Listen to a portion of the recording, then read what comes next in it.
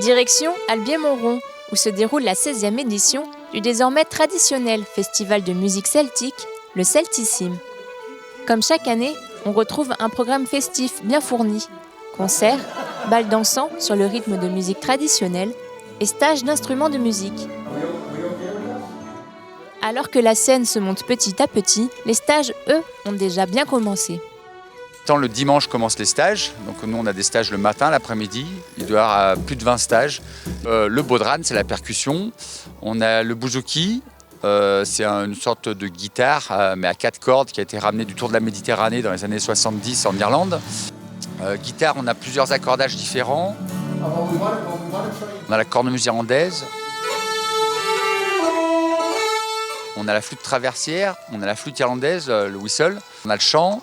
On a les claquettes, on a la danse en groupe. Le violon, bien sûr, on a 4 stages de violon. Donc alors il y a les masterclass, on va dire. C'est-à-dire que les gens, ils savent déjà jouer de l'instrument. On n'apprend pas à jouer du violon en 3 jours. Du coup, ils vont apprendre un peu des petits trucs, des petites fioritures, des petites ornementations qui font que ça sonne mieux irlandais. Ou ils ont un jeu qui manque un peu de swing, donc ils vont apprendre ça. Mais on fait des stages aussi débutants, intermédiaires. On fait des stages d'initiation. Donc pareil, le bodhran, la percussion, la flûte. C'est tous des instruments, on peut apprendre très rapidement à jouer.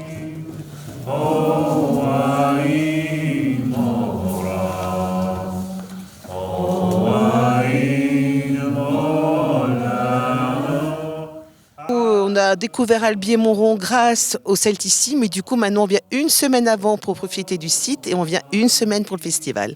Là, au début de semaine, j'ai fait un stage de danse irlandaise, du Kelly, et puis ça me plaisait bien.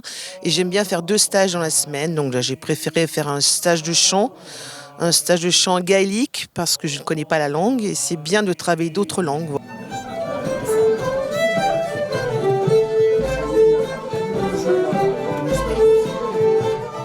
À la suite de ces masterclass, les musiciens ont la possibilité de participer à des jam sessions. On a l'image des gens en France qui vont jouer aux cartes au café. En Irlande, ils vont jouer de la musique. Et il y a plein de gens qui viennent que pour ça ici. C'est des très bons musiciens qui viennent d'un peu partout en France et plus loin même. On a des Belges, on a des Italiens, on a des Irlandais, on a des Suisses. Ils viennent que pour faire des sessions. Ça commence en général en début d'après-midi. Et ils jouent toute la journée et toute la nuit, quoi.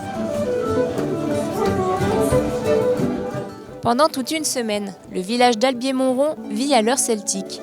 Les bars et restaurants accueillent les bras ouverts ces touristes mélomanes pour le plus grand plaisir de tous.